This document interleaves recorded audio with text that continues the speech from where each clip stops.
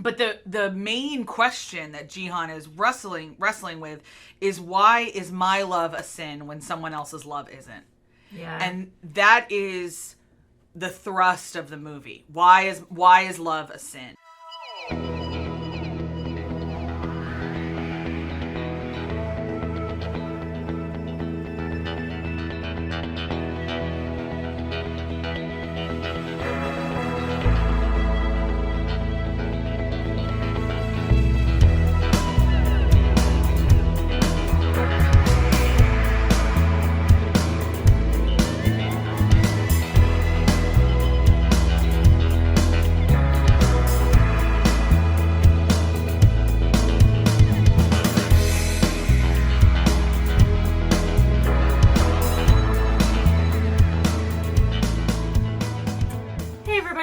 Doctors of Abbey Research. I'm Dr. Erin. I'm Dr. Kristen.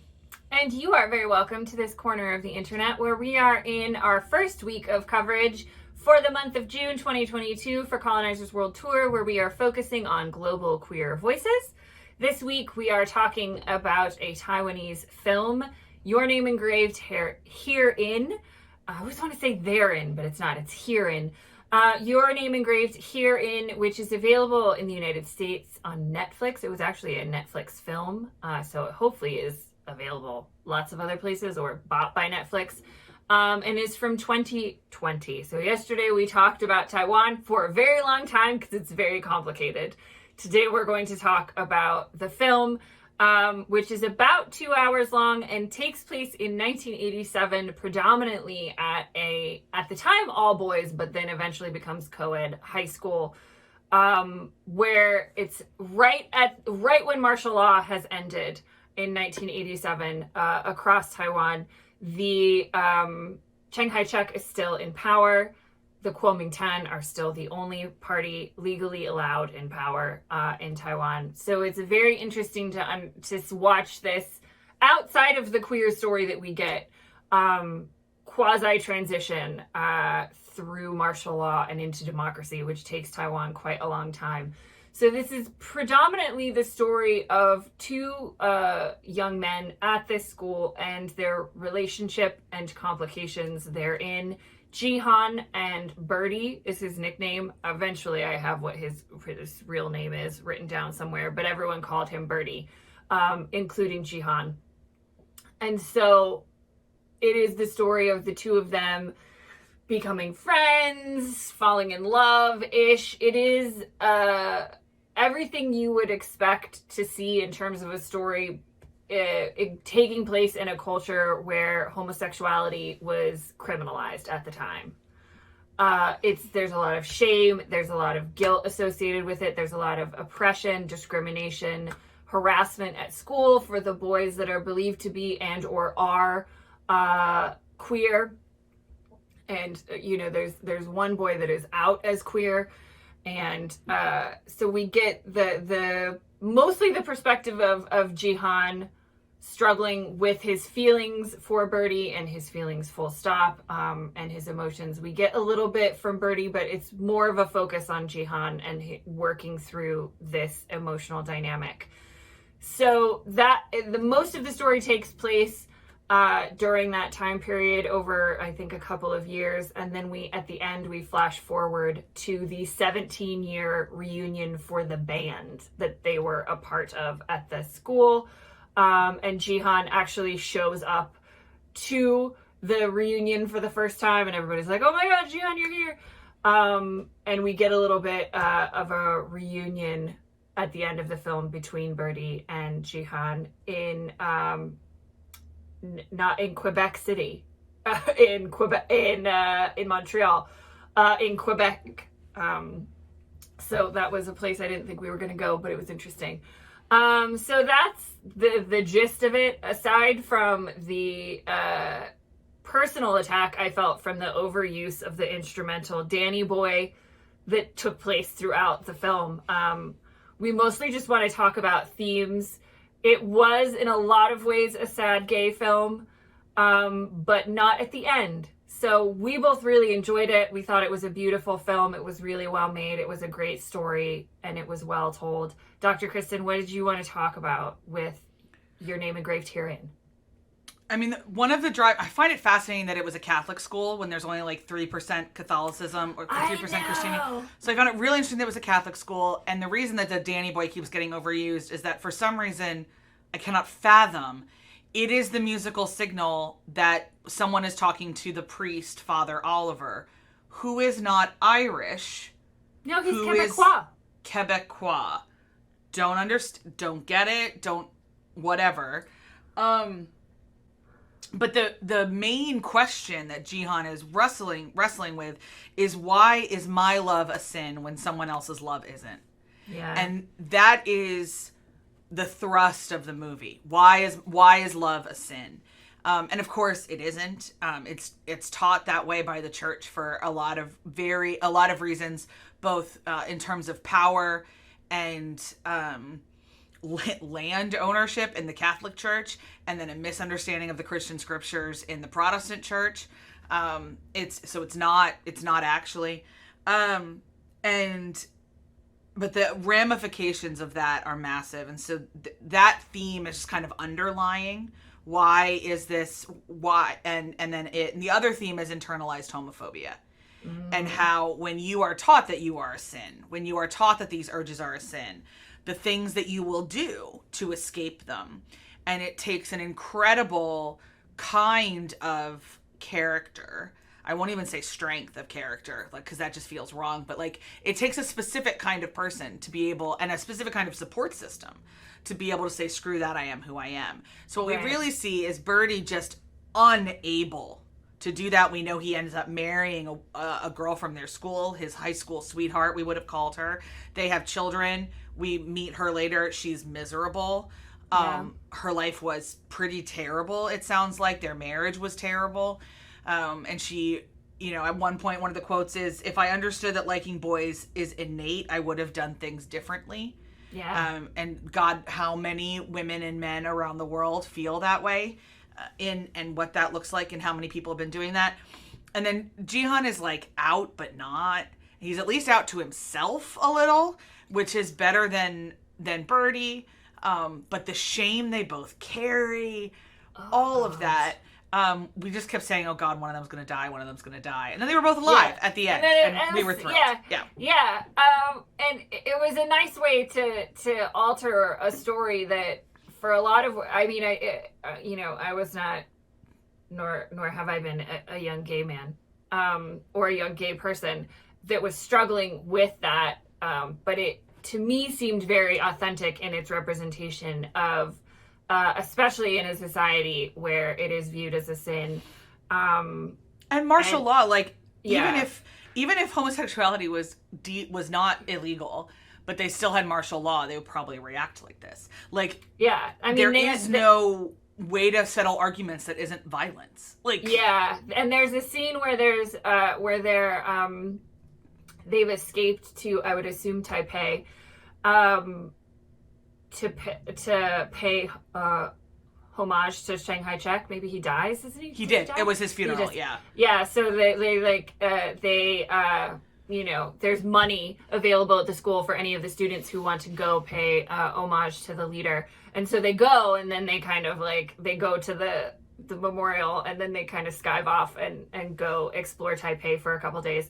But they see a person who is male presenting, dressed in a dress with makeup on, some type of queer representation, who has a sign that says homosexuality is not a sin. And they are taken away by the police in front of the boys. And it was really interesting to me that, as I was looking back at my notes, Birdie was, at the start of the movie, really the one pushing for defending people. Like, he comes out of the shower into the bathroom to see Jihan's friends attacking the boy who is openly out and queer, physically beating him, and Jihan is holding a bat, getting ready from all of this peer pressure to beat this boy. And Birdie comes out and defends him. Birdie tries to defend the queer person that's being arrested.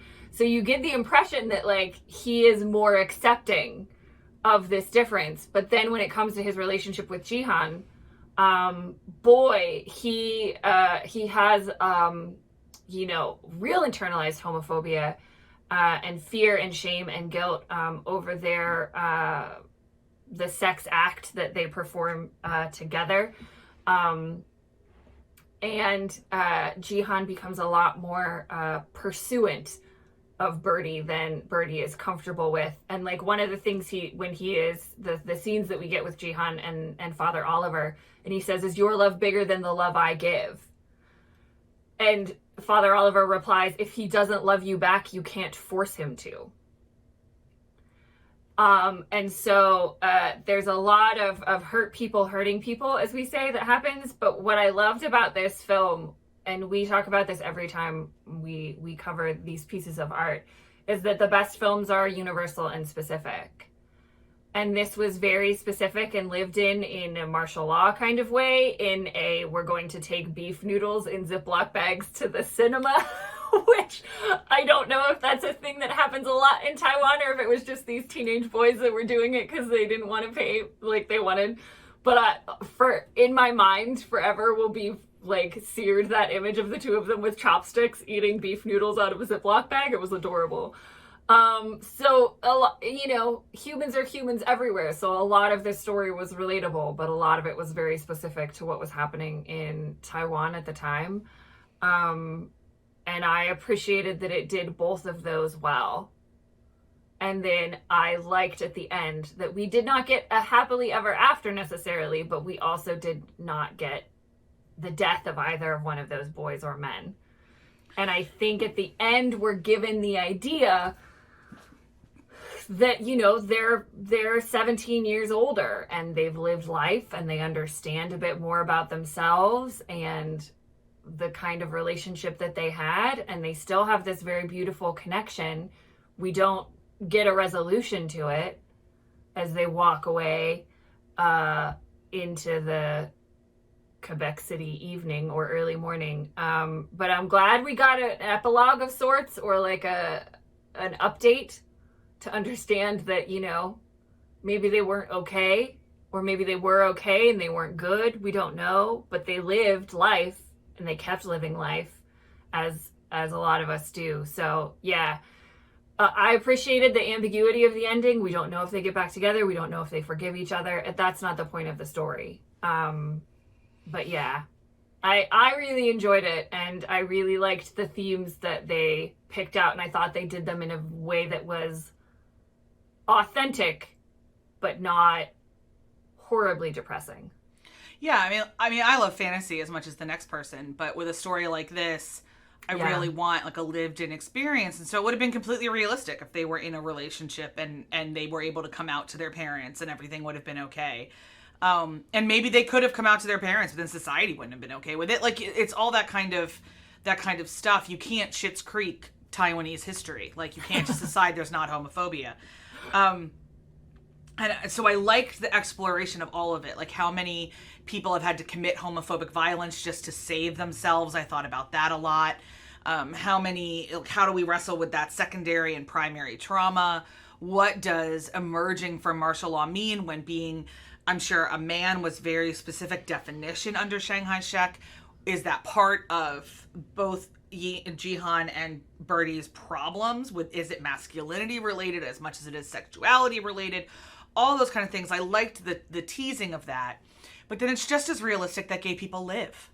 Yeah. Like, it's just as realistic that 17 years later, they, meet up in Quebec because they were both on a journey to see their mentor, the person who kind of guided them the best way, who we unfortunately find out has passed. And I wish we would have gotten a little bit more of that. I wish we would have either not met the partner or gotten more time with the partner that wasn't a partner. Like, it was... Right, yeah. And, like, we do learn that one's, like, a little half-told. That little bit. Yeah, I'm not sure it was necessary. Although I think, I think what they wanted to get across was that the reason, these boys both felt so connected to Father Oliver was also because of his struggles with his own sexuality and being honest for and out with who he was, which he did later in life. and came out as a gay man and lived with his partner for a long time. So I liked that they made that a part of the story, but I don't know if it was necessary, and that part was a little bit clumsily done. I agree. Yeah, a couple of the reviews said all the stuff in Canada is weird. Yeah. But it made the point. I was a little confused by it. It threw me a little bit. I was like, why are we here? What are we doing? Who is Yeah, and this? it made the point that the government of Canada gave a lot of money to make this movie, so that's probably why it ended up in Montreal. And for all we know, they filmed the whole damn thing in Montreal. Like, I don't know, you know. I don't know. I don't, you know, you obviously would have to rebuild some of Taiwan anyway, because life looks a little bit different now. But I mean, the most uncomfortable scene was the scene of the sexual act between the two of them in a shower. And what is uncomfortable, not because I hate watching, you know, men together, which is not true, but uncomfortable because they were both in trauma, and their sexual experience with each other was almost trauma responsive. And there wasn't a big part of consent, which of course I don't think would have been part of their conversation, either of them in their life journey at that point. Mm-hmm. And they obviously both found some level of pleasure in what happened, but also quite a lot of pain in what happened, both of them. And it was very wrenching. It was very wrenching. And I'm glad we got that. I'm glad that the actors were up for that portrayal, and the way that their faces and the way they held their bodies, like, they were very good at helping me. The younger actor who played Birdie, a little bit less, and every other time he was a little bit more erratic for me. That performance was a little bit harder to read. But the actor that played Jihan, both the actors grounded Jihan so much that, like, we always kind of understood what was happening with him. It's possible they wrote Birdie in a way that we're not supposed to understand, but I think we were supposed to get him a little bit more than we did, because the performance was just a little bit more erratic rather than lived in. But overall, 2 hours of your life well spent. The score is beautiful. The song is amazing. It's already on my Spotify. It's a beautiful song. Beautiful song, beautiful performances.